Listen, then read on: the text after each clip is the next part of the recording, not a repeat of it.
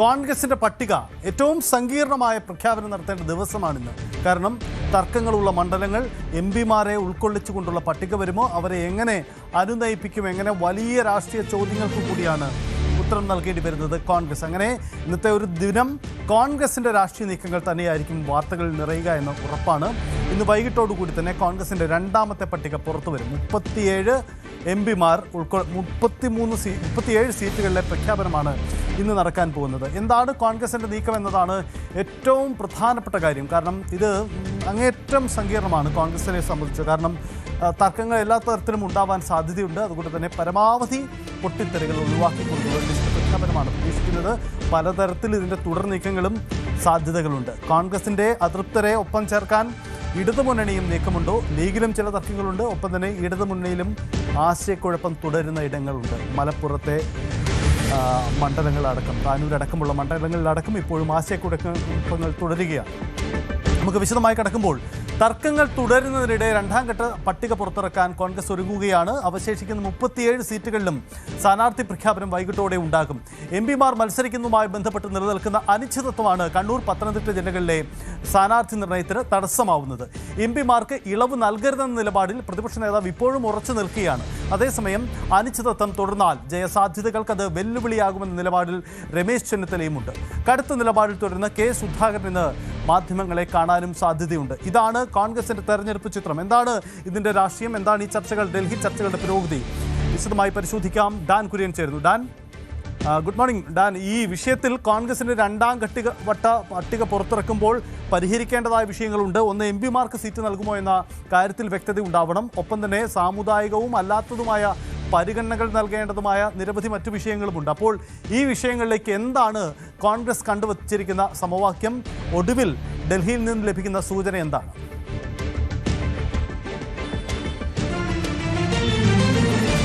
തർക്കങ്ങളും മറ്റ് പ്രതിഷേധങ്ങളും ഒന്നുമില്ലാതെ 55 സീറ്റുകളിലെ സ്ഥാനാർത്ഥികളെ പ്രഖ്യാപിക്കാനായതിന്റെ ആശ്വാസത്തിലാണ് കോൺഗ്രസ് ക്യാമ്പ്. സാധാരണയായി പൊട്ടലും ചീറ്റിലുമൊക്കെ സ്ഥാനാർത്ഥി പട്ടിക പുറത്തുവിടുമ്പോൾ അങ്ങിങ്ങായി ഉണ്ടാകാറുള്ളതാണ്. പക്ഷേ രമ്യ ഹരിദാസിനെതിരെയൊക്കെ പരസ്യമായ പ്രതിഷേധങ്ങൾ അരങ്ങേറിയ ചെറിയൻകീഴിൽ വരെ നേതൃത്വം പാർട്ടി എടുത്ത തീരുമാനത്തോട് ഇനിയൊരു പ്രതിഷേധത്തിന് ഇല്ലെന്ന നിലപാടിലേക്ക് ആദ്യഘട്ടത്തിൽ പരസ്യമായി പ്രതിഷേധവുമായി തെരുവിലിറങ്ങിയ നേതാക്കളടക്കം എത്തുന്ന സാഹചര്യമാണ്. അങ്ങനെയെങ്കിൽ ഇനി എല്ലാവരും ആകാംക്ഷയോടെ ഉറ്റുനോക്കുന്നത് ശേഷിക്കുന്ന 37 മണ്ഡലങ്ങൾ, അതായത് തർക്കമണ്ഡലങ്ങളായ കണ്ണൂരും അതോടൊപ്പം കോന്നിയും അടക്കം തർക്കം നിലനിന്നിരുന്ന മറ്റ് 37 മണ്ഡലങ്ങളിൽ ആരാകും സ്ഥാനാർത്ഥി എന്ന കാര്യമാണ്. അതിൽ തന്നെ എംപിമാർ മത്സരിക്കുന്നതിനായി സമ്മർദ്ദം ചെലുത്തിയതിനെ തുടർന്ന് സ്ഥാനാർത്ഥി നിർണയം തന്നെ അനിശ്ചിതത്വത്തിലായ കണ്ണൂർ ജില്ലയിലും അതോടൊപ്പം പത്തനംതിട്ടയിലും ഇന്ന് ഉച്ചയോടെ ഈ തർക്കങ്ങൾ പൂർണ്ണമായി പരിഹരിച്ച് വൈകുന്നേരത്തിനകം പട്ടിക ഇറക്കാനാകുമെന്ന പ്രതീക്ഷയിലാണ് കോൺഗ്രസ് നേതൃത്വമുള്ളത്. നേതൃത്വത്തിന് മുമ്പിൽ ഇപ്പോഴൊരു പ്രധാനപ്പെട്ട ആശയക്കുഴപ്പമായി മാറിയിരിക്കുന്നത് ഈ ഈഴവ പ്രാതിനിധ്യവുമായി ബന്ധപ്പെട്ട ഒരു വിഭാഗം നേതാക്കൾ മുമ്പോട്ട് വെക്കുന്ന ചില ആശങ്കകളാണ്. അതായത് കഴിഞ്ഞ നിയമസഭയിൽ ഈഴവ സമുദായത്തിന്റെ പ്രാതിനിധ്യം ഉറപ്പാക്കിക്കൊണ്ട് UDF പ്രതിനിധിയായി സഭയിലുണ്ടായിരുന്നത് കെ ബാബുവായിരുന്നു, തൃപ്പൂണിത്തുറ MLA. അദ്ദേഹം സജീവ രാഷ്ട്രീയത്തിൽ നിന്ന് വിരമിച്ചിരിക്കുന്ന ഒരു സാഹചര്യത്തിൽ ആരാകും UDFന്റെ പ്രതിനിധിയായി സഭയിലേക്ക് എത്തുന്ന ഈഴവ സമുദായത്തിന്റെ പ്രതിനിധിയായി ആര് വരും? ഇത് നേതൃത്വത്തിന് മുമ്പിൽ വലിയൊരു ആശങ്കയാണ്. കാരണം സംസ്ഥാനത്തെ 26% വരുന്ന പ്രബല സമുദായമാണ് ഈഴവ സമുദായം. ആ സമുദായത്തിന്റെ മുതിർന്ന നേതാക്കളാണ് അടൂർ പ്രകാശും കെ സുധാകരനും. ആ രണ്ടുപേരെ ഈ മാനദണ്ഡങ്ങൾ ചൂണ്ടിക്കാണിച്ചുകൊണ്ട് മാറ്റി നിർത്തിയാൽ ഈഴവ സമുദായത്തെ പ്രതിനിധീകരിക്കാൻ പിന്നെ ആരാണ് സഭയിൽ ഉണ്ടാകുക എന്നതാണ് ഒരു വിഭാഗം നേതാക്കൾ മുമ്പോട്ട് വെക്കുന്ന ഒരു ആശങ്ക. കാരണം ക്രൈസ്തവ പ്രാതിനിധ്യവും ഇസ്ലാം പ്രാതിനിധ്യവുമൊക്കെ കൃത്യമായി സ്ഥാനാർത്ഥി നിർണയത്തിലടക്കം ഉറപ്പുവരുത്തിയിട്ടുണ്ട്. അപ്പോൾ ഈഴവ പ്രാതിനിധ്യം കൂടെ ഉറപ്പാക്കിയില്ലെങ്കിൽ എങ്ങനെ അധികാരത്തിലേക്ക് എത്താൻ കഴിയുമെന്നൊരു ആശങ്കയാണ് അവർ പങ്കുവെക്കുന്നത്. മറ്റ് പല പേരുകളും ചർച്ചകളിലുണ്ടെങ്കിലും സമുദായത്തിന്റെ പ്രതിനിധികളായി ശിവഗിരി മഠമടക്കം നിർദ്ദേശിച്ചിരിക്കുന്ന പട്ടികയിലുള്ളത് ഈ മുതിർന്ന നേതാക്കളുടെ പേരുകളാണ്. അതുകൊണ്ട് അവരെ തടഞ്ഞുകൊണ്ട് മുമ്പോട്ട് പോയാൽ അത് ഏതെങ്കിലും തരത്തിൽ തിരിച്ചടിക്ക് വഴിവെക്കുമോ എന്നൊരു ആശങ്ക രമേശ് ചെന്നിത്തല ഉൾപ്പെടെയുള്ള നേതാക്കൾക്കുണ്ട്. അതുകൊണ്ട് തന്നെയാണ് ഈ വിഷയത്തിൽ ഒരു തർക്കം നിലനിൽക്കുന്നത്. അതേസമയം പ്രതിപക്ഷ നേതാവ് VD സതീശൻ അടക്കമുള്ളവർ ചൂണ്ടിക്കാണിക്കുന്നത് നിലവിലെ രാഷ്ട്രീയ സാഹചര്യത്തിൽ കണ്ണൂരിൽ നിന്ന് സുധാകരനല്ലാതെ മറ്റാർക്ക് പാർലമെന്റിലേക്ക് ജയിച്ചു കയറാനാകും? വലിയ ഭൂരിപക്ഷത്തിലാണ് കെ സുധാകരൻ ജയിച്ചത്. അപ്പോൾ സുധാകരന് പകരക്കാരനായി കണ്ണൂരിൽ സുധാകരൻ നിയമസഭയിൽ മത്സരിക്കാൻ ഇറങ്ങിയാൽ ആരെ ലോക്സഭയിൽ മത്സരിപ്പിക്കുമെന്നതാണ് പ്രധാനപ്പെട്ട ആശങ്ക. മാത്രമല്ല ആറ്റിങ്ങലിൽ ഇടത് കോട്ടയായിരുന്നു. ആ കോട്ട പൊളിച്ചത് അടൂർ പ്രകാശാണ്. അതും നേരിയ മാർജിനിൽ മാത്രമാണ് ജയിച്ചിരിക്കുന്നത്.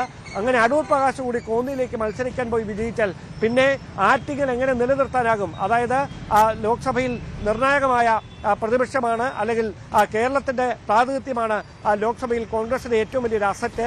അങ്ങനെയിരിക്കെ ഈ 2 സീറ്റുകൾ ബലി കൊടുക്കുന്നതിന് തുല്യമാകുമോ ഈ ഉപതെരഞ്ഞെടുപ്പിൽ അവരെ മത്സരിപ്പിക്കാനുള്ള ഒരു നീക്കം നടത്തിയാലെന്ന ആശങ്കയാണ് പ്രതിപക്ഷ നേതാവ് അടക്കം പങ്കുവെക്കുന്നത്. ഈ 2 കോൺഫ്ലിക്റ്റിനിടയിൽ ഈ തർക്കത്തിന് എങ്ങനെ പരിഹാരം ഉണ്ടാക്കുമെന്നതാണ് നേതൃത്വത്തിന് മുമ്പിലെ ആശങ്ക. കാരണം നാമനിർദ്ദേശ പത്രിക സമർപ്പിക്കാനുള്ള അവസാന തീയതിക്ക് ദിവസങ്ങൾ മാത്രമാണ് ബാക്കി നിൽക്കുന്നത്. അപ്പോഴും ഈ സ്ഥാനാർത്ഥി നിർണയം ഈ പ്രധാനപ്പെട്ട മണ്ഡലങ്ങളിൽ പൂർത്തിയാക്കാത്തത് പ്രവർത്തകർക്കും താഴെത്തട്ടിലുള്ള നേതാക്കൾക്കിടയിലൊക്കെ ആശയക്കുഴപ്പത്തിന് വഴിവെച്ചിട്ടുണ്ട്. അങ്ങനെ ഒരു ആശയക്കുഴപ്പം തുടർന്നാൽ അത് UDFന്റെ ജയസാധ്യതകളെ മുഴുവൻ ബാധിക്കുമെന്നൊരു സാഹചര്യം കൂടിയുണ്ട്. അങ്ങനെ ഒരു പശ്ചാത്തലത്തിൽ ചില വിട്ടുവീഴ്ചകൾക്ക് തയ്യാറായേക്കുമെന്നുള്ള സൂചനകളാണ് പുറത്തുവരുന്നത്. അങ്ങനെയെങ്കിൽ കെ സുധാകരനെ അനുനയിപ്പിക്കാൻ, കാര്യങ്ങൾ പറഞ്ഞ് ബോധ്യപ്പെടുത്താൻ KC വേണുഗോപാൽ അദ്ദേഹത്തെ ഇന്നലെ രാത്രി നേരിൽ കണ്ട് കൂടിക്കാഴ്ച നടത്തിയെന്നുള്ള ചില അനൌദ്യോഗികമായ വിവരങ്ങളൊക്കെ പുറത്തു വരുന്നുണ്ട്. പക്ഷേ അദ്ദേഹം ഒരു വിട്ടുവീഴ്ചയ്ക്കും തയ്യാറായിട്ടില്ല. മത്സരിക്കണമെന്ന നിലപാടിൽ ഉറച്ചു നിൽക്കുകയാണ്. അടൂർ പ്രകാശും അദ്ദേഹവും സമാനമായ തരത്തിൽ സമ്മർദ്ദം ശക്തമാക്കിയിട്ടുണ്ട്. അങ്ങനെയെങ്കിൽ ഈ സമ്മർദ്ദത്തിന് വഴങ്ങി അവർക്ക് മത്സരിക്കാൻ അവസരം നൽകുമോ, അതോ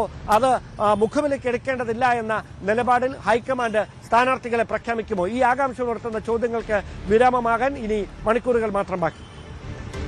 അതിൽ ഡാൻ, ഒരു കാര്യം, ഈ സുധാകരനെ അനുനയിപ്പിക്കണം, ഒപ്പം തർക്കമുള്ള മറ്റിടങ്ങളിൽ ആൾ വേണം, ശിവഗിരി മഠമടക്കം ഉന്നയിച്ച ആവശ്യങ്ങളിൽ പരിഹാരം വേണം. അപ്പോൾ ഇത്തരം കാര്യങ്ങളിലെല്ലാം സമവായം കണ്ട് ഇനി അവശേഷിക്കുന്ന 37 സീറ്റുകളിലെയും പ്രഖ്യാപനം അത് ഇന്നുകൊണ്ട് തന്നെ, അതാണോ കോൺഗ്രസിൻ്റെ ആലോചനകളിൽ?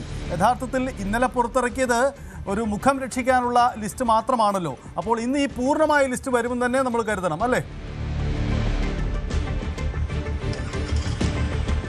അതായത് 85 പേരുടെ പട്ടിക പ്രഖ്യാപിക്കാനായിരുന്നു ആദ്യം തീരുമാനിച്ചത്. അതുകൊണ്ടാണ് ഇത്രയധികം വൈകുന്ന ഒരു സാഹചര്യം, പട്ടിക പുറത്തിറക്കാൻ വൈകുന്ന സാഹചര്യം ഉണ്ടായത്. പക്ഷേ ഈ തർക്കങ്ങളും ആശയക്കുഴപ്പങ്ങളും തുടരുകയും ഒന്നിലധികം പേരുകൾ തർക്കം നിലനിൽക്കുന്ന മണ്ഡലങ്ങളിലേക്ക് അവസാന ഘട്ടത്തിലും ഇടം പിടിക്കുകയും ചെയ്തൊരു പശ്ചാത്തലത്തിലാണ് 55 പേരുടെ ഒരു സുരക്ഷിത പട്ടിക, സേഫായിട്ടുള്ള പട്ടിക ആദ്യം പുറത്തിറക്കിയത്. ശേഷിക്കുന്ന 37 പേരുടെ പട്ടിക രണ്ടാമത് CEC യോഗം ചേർന്നതിന് ശേഷം മതി എന്ന നിലപാടിലേക്ക് നേതൃത്വം എത്തുകയായിരുന്നു. ആ CEC യോഗമാണ് രാവിലെ 11:30 AICC ആസ്ഥാനത്ത് വെച്ച് ചേരുക. അതിനുശേഷമായിരിക്കും ഈ പട്ടികയ്ക്ക് അംഗീകാരം നൽകുകയെന്നാണ് വിവരം. അതേസമയം കെ സുധാകരൻ ഡൽഹിയിൽ മാധ്യമങ്ങളെ കാണുമെന്നൊരു സൂചനകളൊക്കെ പരക്കുന്നുണ്ടായിരുന്നു. അങ്ങനെ നേതൃത്വത്തെ വെട്ടിലാക്കുന്ന ഏതെങ്കിലും പ്രതികരണങ്ങൾ സുധാകരൻ ഈ CEC മീറ്റിംഗ് കൂടുന്നതിന് മുമ്പ് മാധ്യമങ്ങളെ കണ്ട് നടത്തിയാൽ അത് കോൺഗ്രസിന് വലിയൊരു പ്രതിസന്ധി സൃഷ്ടിക്കും. അതുകൊണ്ട് അതുകൂടി കണക്കിലെടുത്തുകൊണ്ടാണ് അദ്ദേഹത്തെ അനുനയിപ്പിക്കാനുള്ള നീക്കം മുതിർന്ന നേതാക്കൾ ഇടപെട്ട് നടത്തുന്നത്. രമേശ് ചെന്നിത്തല അദ്ദേഹത്തെ ഇന്നലെ വസതിയിലെത്തി കണ്ട് കൂടിക്കാഴ്ച നടത്തിയിരുന്നു. അങ്ങനെ പ്രധാനപ്പെട്ട നേതാക്കളൊക്കെ അദ്ദേഹത്തെ ഈ ഗൗരവം പറഞ്ഞ് ബോധ്യപ്പെടുത്താൻ ശ്രമിക്കുന്നുണ്ട്. അതിന് അദ്ദേഹം വഴങ്ങുമോ ഇല്ലയോ എന്നതാണ് ഇനി അറിയാനുള്ളത്. എന്തായാലും ഈ ശിവഗിരി മഠം മുമ്പോട്ട് വെച്ചിരിക്കുന്ന ചില ആശങ്കകൾ, അല്ലെങ്കിൽ ഈ ഈഴവ പ്രാതിനിധ്യം ഉറപ്പാക്കണമെന്ന് പറഞ്ഞ UDF നേതൃത്വത്തിന് മുമ്പിൽ രാഹുൽ ഗാന്ധി ഉൾപ്പെടെയുള്ള ദേശീയ നേതാക്കൾക്ക് മുമ്പിൽ വെച്ചിരിക്കുന്ന ചില ഉപാധികളുണ്ട്. അതുകൊണ്ട് തന്നെ അത് നേതൃത്വത്തിന് മുമ്പിൽ ഒരു വലിയ വെല്ലുവിളിയാണ്. ഇങ്ങനെയൊരു സാഹചര്യത്തിലാണ് ഈ MPമാർ മത്സരിക്കുന്നതിൽ ഇളവ് വേണമോ വേണ്ടയോ എന്ന കാര്യത്തിൽ അവസാന വാക്ക് രാഹുൽ ഗാന്ധി എടുക്കട്ടെ എന്നൊരു നിലപാടിലേക്ക് നേതൃത്വം എത്തുന്നത്. അങ്ങനെയെങ്കിൽ രാഹുൽ ഗാന്ധി ഇവർക്ക് പച്ചക്കൊടി കാണിക്കുമോ, അതല്ല തൽക്കാലം ലോക്സഭയിൽ തന്നെ തുടരട്ടെ ഈ MPമാർ, അവിടെ പുതുമുഖങ്ങൾ വരട്ടെ, അവർക്ക് കൂടി താല്പര്യമുള്ള പുതുമുഖങ്ങളെ കണ്ണൂരും കോന്നിയിലും പരീക്ഷിക്കാമെന്നൊരു നിലപാടിലേക്ക് രാഹുൽ ഗാന്ധി എത്തുമോ എന്നതിൽ മാത്രമാണ് ഇനിയൊരു സസ്പെൻസ് തുടരുന്നത്. വൈകാതെ 11:30 ആയിരിക്കും CEC യോഗം ചേരുക. ആ യോഗത്തിന് ശേഷം ഈ പട്ടികയ്ക്ക് അംഗീകാരം നൽകും. വൈകുന്നേരം 4 മണിക്ക് മുമ്പ് തന്നെ ഈ പട്ടിക പുറത്തിറങ്ങുമെന്നാണ് വിവരം. പ്രചാരണ രംഗത്ത് സജീവമാകാൻ ഈ 55 പേർക്കും നിർദ്ദേശം നൽകിയിട്ടുണ്ട്. അവർ ഇന്ന് തന്നെ റോഡ് ഷോയും മറ്റ് പ്രചാരണ പരിപാടികളുമായി തെരുവുകളിൽ സജീവമാകും. അതായത് ഒരു തരത്തിലും ഒന്നാമതായി സമയം കുറവാണ്. അതിനിടയിൽ ഇങ്ങനെ തർക്കങ്ങൾ കൂടി തുടർന്നാൽ അത് UDFനെ മുഴുവൻ പ്രതിസന്ധിയിലാക്കുന്ന സാഹചര്യം ഉണ്ടാകും. അത് ഒഴിവാക്കിക്കൊണ്ട് അനൗദ്യോഗികമായി പ്രചാരണം എല്ലാ സ്ഥലങ്ങളിലും തുടങ്ങാനുള്ള ഒരു നിർദ്ദേശമാണ് നേതൃത്വം നൽകിയിരിക്കുന്നത്. അതാണ് സാഹചര്യം. എന്തായാലും കോൺഗ്രസിന്റെ ഏറ്റവും പ്രധാനപ്പെട്ട പ്രഖ്യാപനം ഇന്ന് ഉച്ചയ്ക്ക് ശേഷം ഉണ്ടാകുമെന്ന് നമുക്ക് കരുതാം. സെൻട്രൽ ഇലക്ഷൻ കമ്മിറ്റി യോഗം ഡൽഹിയിൽ ഉടൻ തന്നെ ചേരും. അങ്ങനെയെങ്കിൽ ലിസ്റ്റിന് ഫൈനലൈസേഷൻ ഉണ്ടാകുമെന്ന് കരുതണം. ഇതിനിടയിൽ ഈ തിരുവനന്തപുരം ജില്ല ഒരു കുഴയ്ക്കുന്ന വിഷയമാണ് കോൺഗ്രസിനെ സംബന്ധിച്ച്. കാരണം മറ്റൊന്നുമല്ല, ഈ 14 നിയമസഭാ മണ്ഡലങ്ങളിൽ 12 കോൺഗ്രസ് നേരിട്ട് മത്സരിക്കുന്ന ഇടമാണ്. പക്ഷേ അവിടെ 3 സീറ്റുകളിൽ മാത്രമാണ് ഇതുവരെ പ്രഖ്യാപനം നടത്തിയത്. അവിടെ എം പിമാരുടെ പരിഗണനയോ പ്രശ്നങ്ങളോ ഒന്നുമല്ല, മറ്റ് ചില കാരണങ്ങളാണ് അവിടെ തർക്കമായി നിൽക്കുന്നത്. അതിൽ ഏറ്റവും പ്രധാനപ്പെട്ടത് അരുവിക്കരയിൽ VS ശിവകുമാർ, നെടുമങ്ങാട് മീനാങ്കൽ കുമാർ, വാമനപുരത്ത് പാലോട് രവി, നെയ്യാറ്റിൻകരയിൽ N ശക്തൻ, പാറശാലയിൽ നെയ്യാറ്റിൻകര സനൽ, ഇവർ ഈ സാധ്യത മുൻനിർത്തിയാണ് ഇപ്പോൾ ചർച്ചകൾ നടക്കുന്നത്. പക്ഷേ ഇതിലും ചില ആശയക്കുഴപ്പങ്ങൾ അവശേഷിക്കുന്നുണ്ട്. ഡാൻ കുര്യൻ തുടരുന്നുണ്ട്. ഡാൻ, ഈ തിരുവനന്തപുരം ജില്ലയിലെ സ്ഥാനാർത്ഥി പ്രഖ്യാപനം ഒരു കീറാമുട്ടിയായി തുടരുകയാണ്. വട്ടിയൂർക്കാവ്, കോവളം പോലെയുള്ള ചില മണ്ഡലങ്ങളിലെ പ്രഖ്യാപനം മാത്രമാണ് ഇതുവരെ നടന്നിരിക്കുന്നത്. ഇതിനിടയിൽ ഈ VS ശിവകുമാറിനെ പോലെ തിരുവനന്തപുരം ലക്ഷ്യമിട്ടവരെ എങ്ങനെ അനുനയിപ്പിക്കുമെന്ന പ്രശ്നമുണ്ട്. അരുവിക്കരയിൽ ശിവകുമാറിന് സീറ്റ് കിട്ടുമോ? ശിവകുമാർ മറ്റു ചില രാഷ്ട്രീയ നീക്കങ്ങൾക്കും സൂചനയുണ്ട്, നടത്തുന്നതായ സൂചനകളും പുറത്തു വരുന്നുണ്ട്. എന്താണ് തിരുവനന്തപുരത്തെ തർക്കം? എങ്ങനെ പരിഹാരം?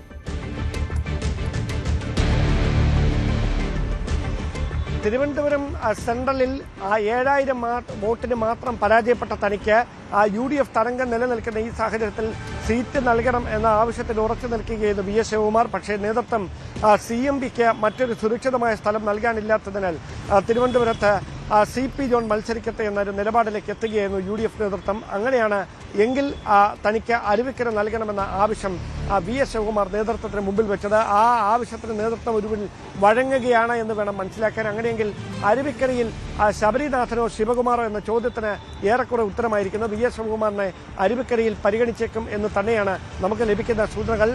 പകരം നെടുമങ്ങാട് അടൂർ പ്രകാശിന്റെ കൂടി സമ്മർദ്ദം ശക്തമായ പശ്ചാത്തലത്തിൽ മീനാങ്കൽ കുമാറിന് സ്ഥാനാർത്ഥിത്വം നൽകാനുള്ള സാധ്യതയാണ് നിലനിൽക്കുന്നത്. നെയ്യാറ്റിൻകരയിൽ തിരുവനന്തപുരം DCC അധ്യക്ഷൻ കൂടിയായ N ശക്തൻ, അതോടൊപ്പം പാറശാലയിൽ KC വേണുഗോപാലിന്റെ വിശ്വസ്തനായ മുൻ തിരുവനന്തപുരം DCC അധ്യക്ഷൻ നെയ്യാറ്റിൻകര സനൽ, ഇവരൊക്കെ ഏറെക്കുറെ ഉറപ്പിച്ചിരിക്കുന്നവരുടെ പേരുകൾ. വാമനപുരത്ത് മുൻ തിരുവനന്തപുരം DCC അധ്യക്ഷനായ പാലോട് രവി സ്ഥാനാർത്ഥിയാകുമെന്ന് ഏറെക്കുറെ ഉറപ്പായി കഴിഞ്ഞിരിക്കുന്നു. ഏറ്റവും സസ്പെൻസ് നിലനിന്നിരുന്നത് നേമത്ത് ആരാകും UDFന് വേണ്ടി കളത്തിലിറങ്ങിയെന്ന കാര്യമായിരുന്നു. അവിടെ ആദ്യഘട്ടം മുതൽ പറഞ്ഞു കേൾക്കുന്ന KS ശബരിനാഥന്റെ പേര് വീണ്ടും സജീവമായി ചർച്ചകളിൽ നിറഞ്ഞിരിക്കുകയാണ്. പക്ഷേ ശബരിനാഥൻ ആദ്യം അനുകൂലമായൊരു നിലപാടായിരുന്നില്ല ഇതിനോട് സ്വീകരിച്ചിരുന്നത്. പക്ഷേ മുതിർന്ന നേതാക്കൾ ഈ ഗൗരവം മനസ്സിലാക്കിക്കൊണ്ട്, അതായത് BJP സംസ്ഥാന അധ്യക്ഷനും മന്ത്രി V ശിവൻകുട്ടിയും ഏറ്റുമുട്ടുന്ന നേമത്തെ കോൺഗ്രസിന് ഒരിക്കലും ദുർബലനായ ഒരു സ്ഥാനാർത്ഥിയെ നിർത്താനാവില്ല, അവിടുത്തെ സ്ഥാനാർത്ഥിത്വം കുട്ടിക്കളിയായി മാറാൻ പാടില്ല എന്ന് ബ്ലോക്ക് ഭാരവാഹികളടക്കം ജില്ലാ കോൺഗ്രസ് നേതൃത്വത്തെ അറിയിക്കുകയും അവർ അത് രേഖാമൂലം KPCC നേതൃത്വത്തെ അറിയിക്കുകയൊക്കെ ചെയ്തിരുന്നു. അങ്ങനെ ഒരു പശ്ചാത്തലത്തിൽ ഒരു മുതിർന്ന നേതാവ് തന്നെ നേമത്തെ കളത്തിലിറങ്ങണം UDFന് വേണ്ടി എന്ന ഒരു നിലപാടിലേക്ക് നേതൃത്വം എത്തുകയായിരുന്നു. അവിടെയാണ് KS ശബരിനാഥിന്റെ പേരിന് ഇപ്പോൾ സാധ്യതകൾ വർദ്ധിച്ചിരിക്കുന്നത്. അങ്ങനെയെങ്കിൽ തർക്കങ്ങൾ പരിഹരിച്ചുകൊണ്ട് വൈകുന്നേരം തന്നെ ഈ സ്ഥാനാർത്ഥി പട്ടിക തിരുവനന്തപുരത്തെ അടക്കം പുറത്തു വരുമെന്നാണ് വിവരം. അതാണ് സാഹചര്യം. എന്തായാലും തിരുവനന്തപുരത്തെ തർക്കപരിഹാരത്തിനും കോൺഗ്രസിൽ തിരക്കിട്ട നീക്കങ്ങളാണ് ഇന്ന് തന്നെ. കൂടുതൽ വാർത്തകൾക്ക് News 18 Keralam YouTube channel subscribe ചെയ്യുക.